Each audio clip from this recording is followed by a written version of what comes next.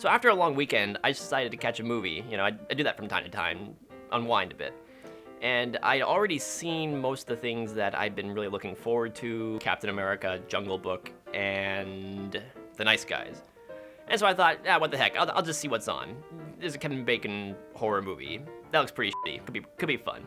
He's scaring me. And I saw there some showtimes listed for a movie called Phantom Detective, which I'd never heard about, and being someone that follows movies, that kind of caught me by surprise.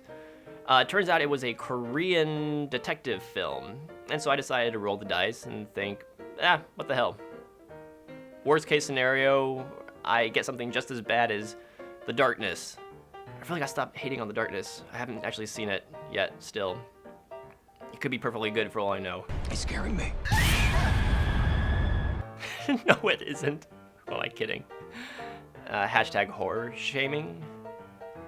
He's scaring me. And best case scenario, I end up with a new movie that I actually really enjoy.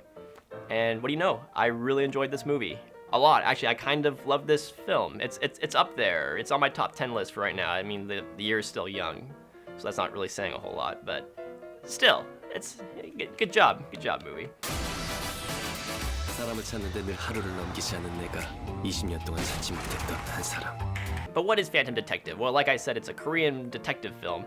It's heavily inspired by 50s film noirs, kind of these mysteries.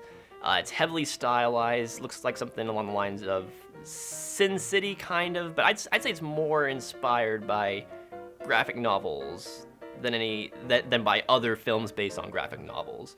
For instance, you have these big hulking villains that wear glasses that are constantly being reflected no matter what light they're in. It gives them a more sinister look, and they can throw people through walls. You have characters pulling out guns and just kind of lighting up in these really cool shots. You have these CGI backgrounds like in Sky Captain and the World Tomorrow, which is a plus or minus depending on what you're looking for. That style can be distracting. I didn't find it distracting though. I actually really dug it because it's a really cool style. It's not terribly consistent because they'll switch back and forth from the CGI matte backgrounds, and then all of a sudden they're in like a real set.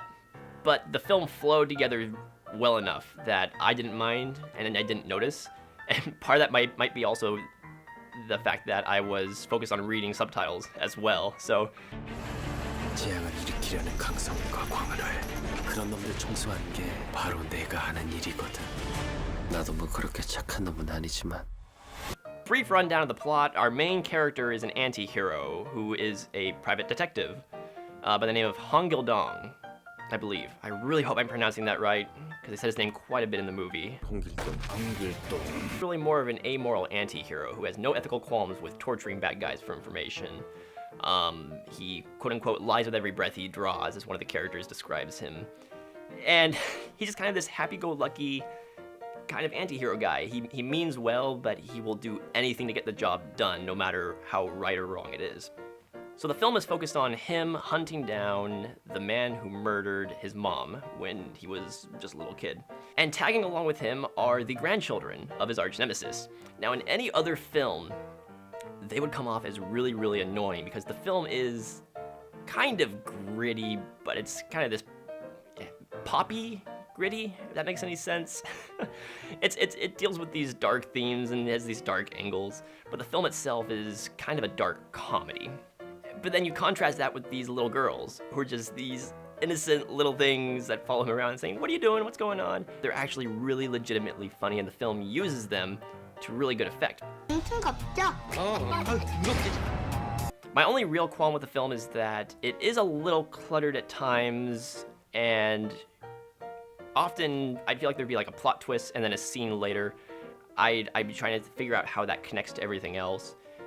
But I didn't have to think too hard. And although there are a lot of twists and turns, I was never completely lost, and I always knew who was where, and okay, this person is this character, and this character is this character, and this is what they did, and all that kind of stuff. So it's like it's an intricate web of connections. In a lot of ways, it kind of reminded me of a Sherlock Holmes story. There's a lot of clue digging. You just have a lot of fun watching these characters try to figure out what's going on. There's a lot of really cool action. And as long as you're okay with a Sherlock Holmes story where the good guys are willing to murder the shit out of bad guys, you'll be okay. It's a very surface level story. It doesn't try to dig too deep into themes or anything like that, and it's just out to have a good time. So if it sounds like the sort of thing that you would enjoy, I'd say go for it. Look for it if you can find it still. It didn't open in very many theaters in the U.S., which is kind of unfortunate because I would have thought that a movie like this would have had a cult following of sorts by now, but I don't know, who knows, maybe we'll see if it develops one in the future. I wouldn't say it's worth driving, an hour or 2 out of your way to go find, but if you like anime and you like detective stories, you'll probably enjoy this one a lot. So if you want more movie reviews like this, click the subscribe button and all that good stuff. There's some other videos and reviews and stuff down there, and I'm just sitting here in a box after the review. Just sitting here talking to you. I don't really have anything interesting more to say. Just